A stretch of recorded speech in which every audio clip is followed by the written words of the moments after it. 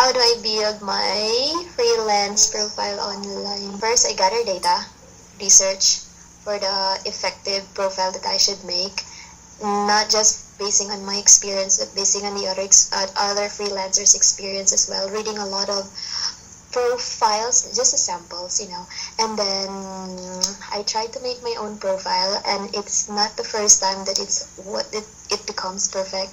I did a lot, maybe let's say 5 times of it to make it perfect. Not really perfect, but for the company to accept my profiles, like in the Upwork site and the online job site, especially in the Upwork, if your profile is not effective or you don't have enough experiences for such, or for the category that they're looking for, or for the experiences that they're looking for, they will not accept your profile, especially for the experiences that you need.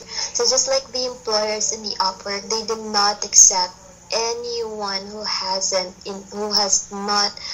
got enough experiences for what they're looking for, especially for the virtual assistant or any other jobs. They're not looking for the basic knowledge or skills that you have. You need to have an experience. So it's so hard for me because I am a first timer, or not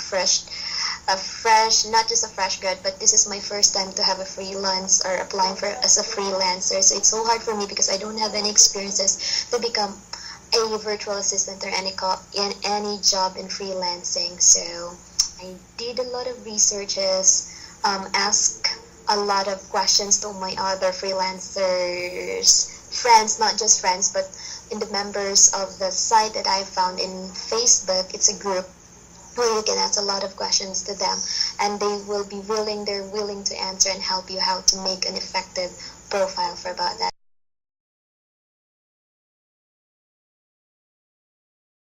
How do I promote my freelance profile? So I use the social media, of course, and some other sites that are hiring for the freelance so that they can read or they can view my profile. Especially, I use the Facebook as well. I use the Twitter and somehow the LinkedIn and the other sites that are hiring freelancers. So that's how I promote my freelance profile. And I post, I cannot say that's every day. We could say maybe thrice a week that I promote my profile. And I can say that it's very effective.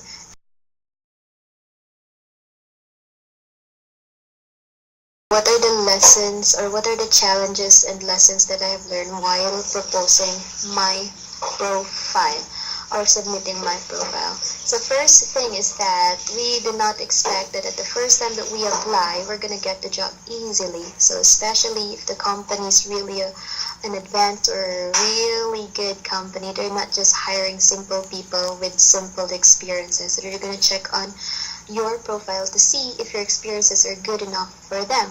So challenges are your experiences good enough? Second, maybe, are your skills good enough? Third, maybe, are you good enough to be their employee? Or are you good enough to be their employees? Lesson learned is that do not take it for granted. Like do not take it easily. I mean, like when you apply for the first time, you're gonna expect, they're gonna hire me. I'm good enough. I'm really the best, so they're gonna hire me. Like it's like your head is really big for that kind of thing. So lesson learned for that is that take it seriously. Like when you apply for a job, it's not like, I'm gonna apply for this because I think I like this job and I think I could be good enough, or I could do my best for this kind of job, and you take it easily, just like what I did for my previous application. Like I take it for granted. I did not take easily, or I did not take seriously the exams, and I just said, I think I'm gonna pass this, or can I answer this exams very well, and at the end I fail. So that's what the lesson I learned is like, take it seriously. If they said study this kind of reading material, you need to study it detail by detail, because in the end they're gonna ask you simply or detail by detail question as well. So take it seriously. Other thing is that do not apply for a certain job without asking anyone that knows a lot of things about it. You need to ask some advices what you should do, and yeah, what you should consider as well, and know the company first. Read the overview of the company. Knowing the company is really important because yeah, I know they're gonna ask question about it, and I did not see it coming. I didn't know that they're gonna ask question about it. I didn't see it coming, yeah, because as a first timer maybe. So they ask a lot of questions about the company, and I was like, so that's why I failed because I didn't answer what they're really doing. I answered somehow, but the really first thing is that what they really did in the company, the history of the company as well. They asked that. So first, know more or know the information about the company as well.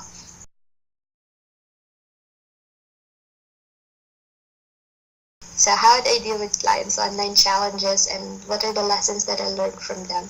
Okay, I've been in an ESL company, and yeah, we are called as a service provider. We give service such as English to them. We teach English to them. We tutor children from ages 3 years old and up to senior citizens. So how do we deal with that? So they're speaking different language that we or I cannot understand. So all of the things we do is that teach them English, how to speak English, and all the things. Yeah, we have a lesson to explain to them, but sometimes it's very very hard for our part because take an example as a level 0 or 0 English student. How could you explain such things that this is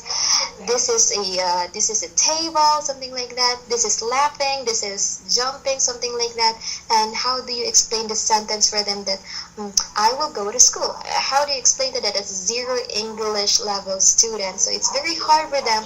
All you need to do is you will use TPR. When we say TPR, that means you're gonna do a lot of actions in front of the camera, and you will be imagining yourself, I think I look crazy in this kind of situation or kind of job, because you do a lot of actions for them to understand what you're trying to say. And as a 0 English level or 0 level student, you cannot expect them to say, oh teacher, I understand it. You cannot expect them to say that to you. So you can hear is they're saying their language, or they're answering through their language as well. So that kind of thing challenges is you do a lot of things for them to make them understand what you're trying to say. Yeah, just that's for the kids. Okay, we have a lot of students that are professionals as well. Doctors, lawyers, businessmen, especially the company, even though the owner sometimes of the company learns English. So sometimes they take us easily for granted because we're just teachers, and they own company, they have a higher salary, they have good salaries, and we're just teachers. But sometimes they're kind of people like, they just want you to talk and talk, and them, if you're gonna ask them questions, they're not gonna answer because they will tell you that, oh, you're the teacher, you're supposed to keep on talking, do not ask me question. How do I deal with those big talker people or English learner people? So sometimes there are a lot of racist students. They would say, oh, you're just Filipino, and I am the student here, I'm paying you, so you're supposed to teach me, or you're supposed to just talk and talk.